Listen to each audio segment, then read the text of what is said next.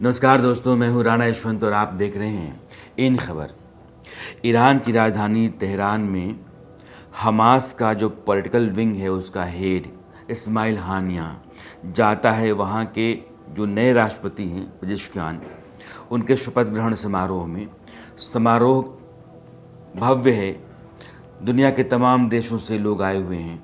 भारत से भी मोदी सरकार के मंत्री नितिन गडकरी वहाँ गए हुए हैं। समारोह के बाद सब लोग अपने अपने होटलों में चले जाते हैं, पूरा तेहरान शहर सो जाता है और फिर रात के 1:45 के आसपास इस्माइल हानिया जिस जगह पर ठहरा हुआ है उसी जगह पर ब्लास्ट होता है और वो मारा जाता है। आप यूँ समझिए कि हमास जो गाज़ा पट्टी में इज़राइल की सेना के ख़िलाफ़ अक्टूबर से आज तक पिछले 9 महीनों से लड़ाई लड़ रहा है, जिसमें 40,000 फ़िलिस्तीनियों की जान जा चुकी है। हमास और हमास के सहयोगी संगठनों के लड़ाके या आतंकवादी कहिए आप, उन 14,000 की तादाद में मारे जा चुके हैं। उस हमास का जो पॉलिटिकल विंग हेड है, या यूँ कहिए कि आप प्रधानमंत्री हैं, कुल मिलाकर के आप उसका जो उसकी जो राजनीति है, देशों का संबंध कैसा होना चाहिए, कहाँ कूटनीतिक राजनयिक संबंध जोड़े जाने चाहिए, किन देशों से समर्थन लेना है, किन देशों से बातचीत बढ़ानी है, यह सब करने का जिम्मा जिस कौंसिल के ऊपर होता है उस कौंसिल का हेड इस्माइल हानिया था। और इस्माइल हानिया कहाँ रहता था? दोहा में, कतर की राजधानी दोहा में। तेहरान वो आया हुआ था पेजेश्कियान के शपथ ग्रहण समारोह में, और शपथ ग्रहण समारोह में आना उसके लिए आखिरी दौरा साबित हुआ। अब आप कहा यह जा रहा है कि इज़राइल ने ये हत्या करवाई है। दुनिया के वैसे देश जो ईरान के हमदर्द हैं या दोस्त हैं, वो इसको हत्या मान रहे हैं और इज़राइल के ऊपर इसका ठीकरा फोड़ रहे हैं, गुनहगार इज़राइल को ठहरा रहे हैं, इसकी घोर निंदा कर रहे हैं। उसमें रूस है, चीन है, मलेशिया है, टर्की है। तो एक जो अभी आज की तारीख में यूक्रेन युद्ध के बाद दुनिया जो पोलराइज्ड है, हालांकि हिंदुस्तान दोनों तरफ अपना संबंध बना करके रखे हुए हैं, उसमें वो हिस्सा जो ईरान, रूस, टर्की, चीन, नॉर्थ कोरिया या मलेशिया जिस देशों का बन रहा है, ये देश हानिया की हत्या के लिए इज़राइल को गुनहगार ठहरा रहे हैं। और ईरान के राष्ट्रपति और अब ईरान के जो सबसे बड़े धार्मिक नेता हैं आयतुल्लाह खामनेई, उनके यहाँ वहाँ के नेशनल काउंसिल, सिक्योरिटी काउंसिल की बैठक हुई और नेशनल सिक्योरिटी काउंसिल की बैठक में ये तय किया गया कि इज़राइल के ऊपर हमला किया जाएगा। ये हमला कब होगा, कैसे होगा, इसके बारे में कोई जानकारी तो नहीं है, लेकिन ईरान इज़राइल के ऊपर हमला करेगा, यह फैसला ईरान की उस बैठक में ले लिया गया जिसमें खामनेई थे और नेशनल सिक्योरिटी काउंसिल के बाकी मेंबरान उसमें थे। जो ईरान की फ़ौज है, जिसको आप रिवोल्यूशनरी गार्ड्स कहते हैं, उसके पास ये जिम्मा रहता है कि वो दुनिया के किन देशों के साथ किस तरह की लड़ाई में ईरान को लेकर के जाए। और अब उसकी तैयारी ये है कि इज़राइल के ऊपर वो हमला करे। इसके पहले आपने देखा होगा कि इज़राइल के ऊपर ताबड़तोड़ मिसाइलों के हमले थे, रॉकेट से हमला किया था ईरान ने, और उसका थोड़ा बहुत नुकसान तो इज़राइल में हुआ था, लेकिन 95% जो अटैक था वो वहाँ की जो आयरन डोम है, जिसको आप कहिए कि जो सुरक्षा कवच है इज़राइल के ऊपर, उसके ज़रिए वो नष्ट कर दिए गए थे। लेकिन 5% जो ज़मीन पर गिरे थे गोले बारूद या रॉकेट मिसाइल, उन्होंने नुकसान पहुंचाया था। तो इज़राइल के साथ ये है कि उसका जो पूरा जो एरियल सिक्योरिटी है, हवाई जो सुरक्षा है, वो लॉक्ड रहती है।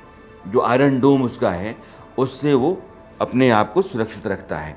लेकिन जैसे हमास ने कर दिया था कि ताबड़तोड़ जब बहुत सारे रॉकेट लॉन्च किए जाते हैं, अटैक किया हुआ, ऐसा होता है कि रॉकेट्स की गिनती जो है वो आप तय ही नहीं कर पाए, एक के बाद लगातार 2, 3, 4, 5, 7, तो उसमें डोम जो है फेल हो जाता है।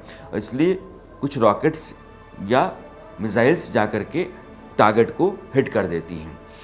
ये जो पिछली बार ईरान ने किया था, इज़राइल ने किया, उसके बाद अब स्थिति जो है ये एक तरह का स्यूडो वॉर चल रहा था। अब आमने सामने की लड़ाई हो सकती है, लेकिन अगर ये लड़ाई होती है तो यूक्रेन युद्ध के बाद एक भयानक लड़ाई दुनिया देखेगी और उसका खामियाजा सभी देशों को उठाना पड़ेगा।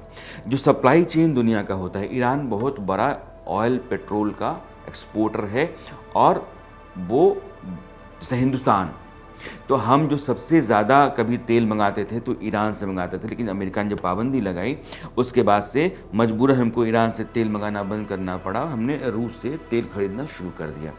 लेकिन ईरान जैसे ही युद्ध में आता है तो जो पेट्रोल क्राइसिस है या पेट्रोलियम के दाम हैं वो और ऊपर चले जाएंगे। रूस पहले से ही है, रूस भी पेट्रोलियम प्रोडक्ट का एक बड़ा देश है। तो पेट्रोल का उत्पादक रूस, पेट्रोल का उत्पादक ईरान, ये दोनों देश अगर युद्ध में फंस जाते हैं तो दुनिया में महंगाई बहुत चरम पर आ जाएगी। दूसरा ये है कि एक बड़ी तबाही, बड़ी बर्बादी होगी और विकास की जो रफ्तार है वो आपकी रुकेगी। लेकिन अभी जो वीडियो है या जिस बात पर हम चर्चा कर रहे हैं वो युद्ध के बाद के हालात कैसे होंगे दुनिया के, उधर जाने के लिए नहीं है, बल्कि इज़राइल पर फोकस करने के लिए कि इज़राइल जैसा देश देखिए आपकी, उसको अपने दुश्मनों को मारना होता है तो दुनिया के किसी भी हिस्से में टारगेट करके वो मार देता है। और कहा यह भी जाता रहा है कि हाल ही में ईरान के राष्ट्रपति इब्राहिम रईसी का हेलीकॉप्टर जो क्रैश हुआ था, ईरान के भीतर अज़रबैजान की सीमा से लगता हुआ एक सूबा है ईरान का ही, उसका नाम भी अज़रबैजान है। तो अज़रबैजान तो एक देश है, लेकिन अज़रबैजान से लगती हुई जो सीमा ईरान की है वहाँ एक बहुत बड़ा सूबा है, उसको भी अज़रबैजान कहते हैं।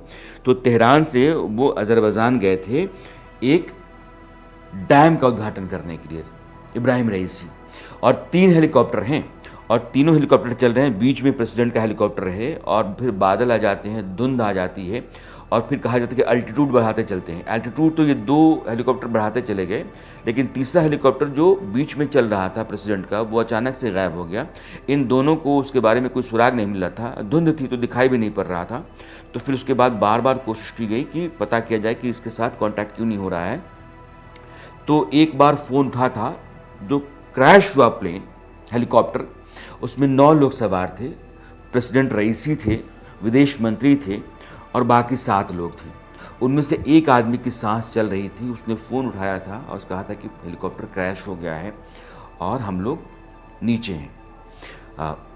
फिर उसके बाद बाकी 2 हेलीकॉप्टर्स जो है वो उन्होंने वहीं आसपास कहीं लैंड कराया, फिर तलाश शुरू हुई। बहुत देर के बाद जाकर के पता चला कि रईसी का हेलीकॉप्टर इस इलाके में क्रैश हुआ है और अंदेशा इस बात का है कि इजराइल ने रईसी के हेलीकॉप्टर को टारगेट करके मरवा दिया था, क्योंकि इस तरीके से नहीं हो सकता है कि बाकी 2 हेलीकॉप्टर जो हैं वो बच जाएं और बीच में चल रहा हेलीकॉप्टर जो है अचानक से गायब हो जाए। तो यह आशंका भी उस समय जताई गई कि ईरान ने जो हमला किया था इजराइल के ऊपर, उसमें प्रेसिडेंट रईसी थे और रईसी ने इजराइल के साथ एकदम आमने सामने की लड़ाई की स्थिति पैदा कर दी थी और इजराइल के निशाने पर रईसी आ गए थे, लिहाजा उनको इजराइल ने मरवा दिया। और अब आप देखिए कि हमास का जो पॉलिटिकल हेड है उसको भी इजराइल ने मरवा दिया। तो इस तरह की स्थितियाँ इजराइल की सरकार, इजराइल की जो खुफिया एजेंसी है मोसाद और वहाँ की जो आर्म फोर्सेस हैं उनके साथ बनती हैं जब कभी भी दुश्मनों के साथ इजराइल के हिसाब किताब बराबर करने का मौका आता है तो। और इस तरह के उदाहरण बहुत मिलते हैं। 2 जिक्र मैं करना चाहूँगा। एक म्यूनिख जो ओलंपिक हुए थे, तो म्यूनिख ओलंपिक में PLO जो यासिर अराफात का ऑर्गेनाइजेशन हुआ करता था, वो भी फ़िलिस्तीनी आतंकवादी हुआ करते थे। तो PLO के आतंकवादियों ने इजराइल के खिलाड़ियों को अगवा कर लिया था और फिर बाद में उनकी हत्या कर दी थी। उस पूरी साजिश में जितने भी लोग शामिल रहे, 2 दशकों तक मोसाद के एजेंट्स ने दुनिया के तमाम हिस्सों में घूम घूम करके और ढूंढ ढूंढ करके उनको मारा था। उसके बाद एक प्लेन है, पैसेंजर प्लेन हाईजैक किया गया था, वो भी PLO ने हाईजैक किया था और वो लेकर के चले गए थे ईदी अमीन के देश में, युगांडा में। और युगांडा में उस प्लेन में जो तेल अवीव से फ्रांस जा रहा था, पेरिस, उसमें इजराइल के 90 से ज़्यादा नागरिक बैठे हुए थे और उनकी हत्या का प्लान PLO कर रहा था। उसके बदले में वो कह रहा था कि जितने भी लोग इजराइल की जेलों में हमारे बंद हैं उनकी रिहाई हो, लेकिन रिहाई नहीं हुई, बल्कि इजराइल से 3 प्लेन चले, वो जा कर के लैंड किए और वहाँ लैंड करने के बाद ऑपरेशन किया। ऑपरेशन करके जितने भी ईदी अमीन के फोर्सेस तैनात थी उनको मारा, जो अगवा करने वाले आतंकवादी थे उनको मारा और तमाम लोगों को लेकर के वो निकल आए। आज की तारीख में जो प्रधानमंत्री बेंजामिन नेतन्याहू हैं, उन्हीं के बड़े भाई उसको लीड कर रहे थे, उनको गोली लगी थी और उनकी जान गई थी। तो एक पैसेंजर या 2 पैसेंजर और एक नेतन्याहू के बड़े भाई जो कमांडर इन चीफ थे उस समय, लीड कर रहे थे वो, यह 3 जानें गई थी। बाकी सब लोगों को लेकर के इज़राइल के जो वो फोर्स थी जो गई थी, उसमें मोसाद और वहाँ की फोर्सेस, एयर फोर्स दोनों शामिल थी, वो सुरक्षित देश लौट आए थे।